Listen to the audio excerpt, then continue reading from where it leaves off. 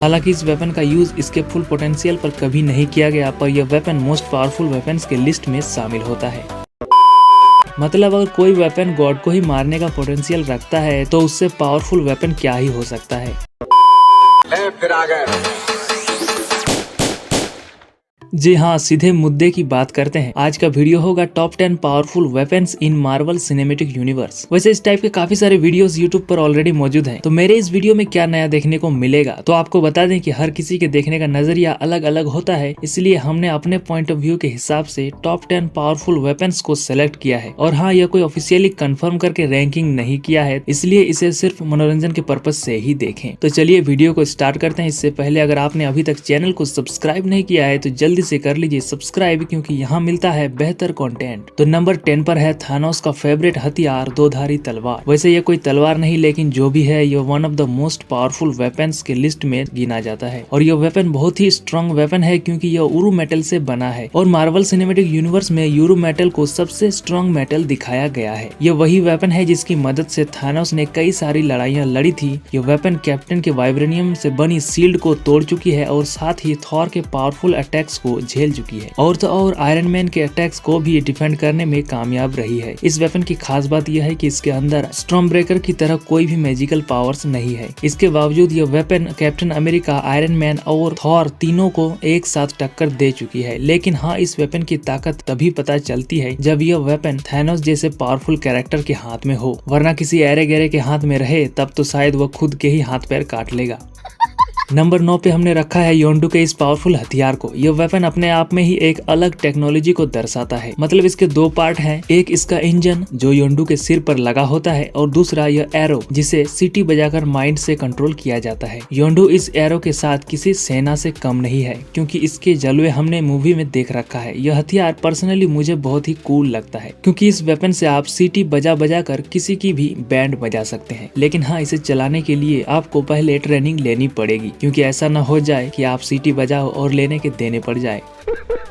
Number 8 पर है लोकी की शाही छड़ी, जिसे हमने एवेंजर्स के फर्स्ट मूवी में देखा था। ये छड़ी लोकी का तो नहीं है, पर इसका यूज लोकी करता है, इसलिए इसे लोकी की शाही छड़ी बोल सकते हैं। इस वेपन को टॉप 10 पावरफुल वेपन्स के लिस्ट में इसीलिए रखा है क्योंकि इसमें एक इन्फिनिटी स्टोन लगा हुआ है, और इन्फिनिटी स्टोन की क्या वैल्यू थी एमसीयू में वो तो आप सभी जानते ही होंगे। इसी हथियार की मदद से लोकी चित्तौरी सेना को लाने में कामयाब रहा था। हालांकि इस वेपन का यूज इसके फुल पोटेंशियल पर कभी नहीं किया गया, पर यह वेपन मोस्ट पावरफुल वेपन्स के लिस्ट में शामिल होता है। नंबर 7 पर है एमसीयू के अग्निदैत्य सर्टर का जलता हुआ तलवार, जिसे हमने थॉर द रैग्नारॉक मूवी में देखा था। इस वेपन को हम देखकर भी अनदेखा कर देते हैं, लेकिन सही में यह वेपन बहुत ही पावरफुल वेपन है, क्योंकि जिस हेला को थॉर, लोकी और वेलकरी मिलकर हरा नहीं पा रहे थे, उस हेला को सर्टर ने इसी तलवार से एक ही झटके से खत्म कर दिया था। और यह वेपन एसगार्ड के बिल्डिंग्स को ऐसे काट रही थी जैसे ये मोम के बने हो, और अंत में सर्टर इसी वेपन के जरिए पूरे एसगार्ड को डिस्ट्रॉय कर देता है। तो सही मायने में सर्टर का यह वेपन मोस्ट पावरफुल वेपन के लिस्ट में शामिल होता है।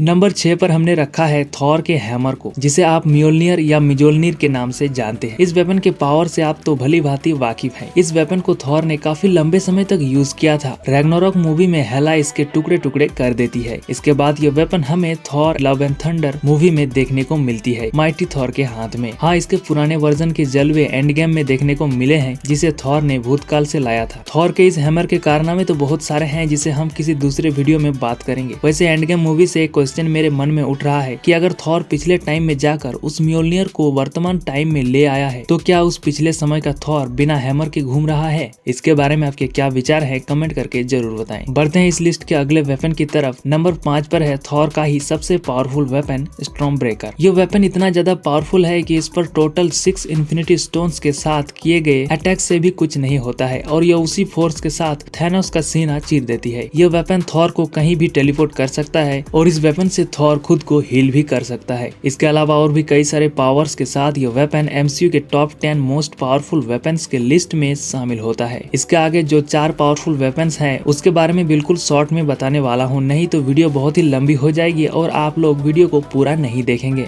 तो नंबर 4 पर है ज्यूस गॉड का वेपन थंडरबोल्ट। इस वेपन के जलवे हमें लव एंड थंडर मूवी में देखने को मिले हैं, जिसकी मदद से गॉर द गॉड बूचर को भी हराया गया था। नंबर 3 पर है एसगार्ड के गॉडफादर ओडिन की लाठी। इसी पावरफुल वेपन से ओडिन ने हजारों लड़ाइयां लड़ी थी और इसके दम पर वह हर जगह लोहा मनवा चुके थे। इसके बाद नंबर 2 पर है गॉर द गॉड बूचर का वेपन नेक्रोसॉर्ड। यह वेपन कितना ज्यादा पावरफुल है इसका अंदाजा आप इस बात से लगा सकते हैं कि यह वेपन किसी भी गॉड की जान ले सकता है। मतलब अगर कोई वेपन गॉड को ही मारने का पोटेंशियल रखता है तो उससे पावरफुल वेपन क्या ही हो सकता है। लेकिन एक वेपन ऐसा भी है जो इन सभी पावरफुल वेपन्स के लिस्ट में नंबर 1 पर आता है, वो है इन्फिनिटी गॉन्टलेट। सिर्फ गॉन्टलेट इतना ज्यादा कोई खास नहीं है, लेकिन 6 इन्फिनिटी स्टोन के साथ गॉन्टलेट पूरे एमसीयू में अब तक का सबसे पावरफुल वेपन दिखाया गया है। इसके बारे में क्या ही बताऊं, आप लोगों ने तो देख ही लिया है इसका जलवा। मतलब यह वेपन ऐसा है कि आप चुटकी बजाओ और खेल खत्म।